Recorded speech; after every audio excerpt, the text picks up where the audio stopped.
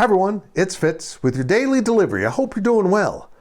I'm good. I just witnessed the strangest basketball game I think I've ever covered in my very long sports writing career. K-State won, and this is about an hour after I did my post-game talk as I'm doing this daily delivery. So I considered doing more on the game, but I'm going to need some more time to digest what I just saw. K-State won, but wow, that was a weird one. So instead, I'm going to talk about court storming because everyone else is. So I better give my opinion, right? Whatever. Hey, first reminder, please subscribe to this YouTube channel. Hit the thumbs up. Leave those comments. We appreciate it. We are growing once again. On with the DD. So now the elites in the basketball world, college basketball, would like to end court storming because it's just fans having too much fun. People are getting injured. Look, I understand that court storming can be dangerous, and a Duke player was apparently injured, sprained his ankle when Wake Forest students came on the court following an upset of the Blue Devils. Can't blame the Wake students for doing that. I just think it's funny that in 2015, K-State was at the center of a court storming controversy because a student made contact with a KU player, and John Curry came up with a new plan that funneled everyone onto the court away from the benches, so that the benches could be cleared and do the handshakes and go in. John Curry's the AD at Wake Forest. He must have lost his plans in the move. Anyhow, I really don't have a problem with court storming.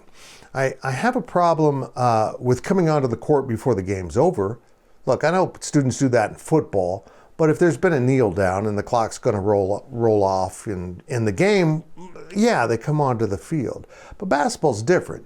You come onto a surface that small with so many players, you're going to have problems. I personally think if that happens, the ref should blow the whistle and call a technical on the home team. Maybe that'd be too much trouble, but something needs to be done. Certainly if a conference is going to fine institutions for having a court or field storming, maybe adding in a little extra for coming onto the court before the damn game's over should be added in. But I still think court storming's fine, as long as the institution understands how to handle it. Wake didn't do a damn thing to deter the students from coming on the end of the court. And they didn't prevent them from coming on before the game was over. It doesn't make sense to me.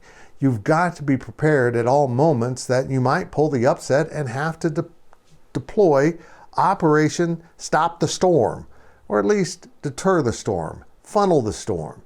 And I also like Jerome Tang's solution. First of all, he admonished K-State students last year for storming the court against Kansas. Expect to win was the motto. But now K-State, every game, storms the student section.